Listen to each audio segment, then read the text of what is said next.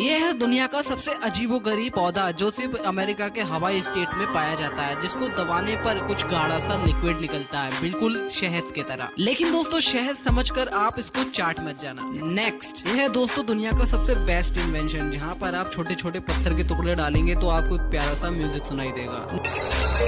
Next and दोस्तों ये होती है हाथ की सफाई। आप लोग देख सकते हैं कितनी अच्छी तरीके से एक ग्लास को शेप दे रहे हैं। एंड दोस्तों ऐसी अमेजिंग फैक्ट जानने के लिए सब्सक्राइब करें और चैनल को एंड लाइक सब्सक्राइब शेयर जरूर कर दें।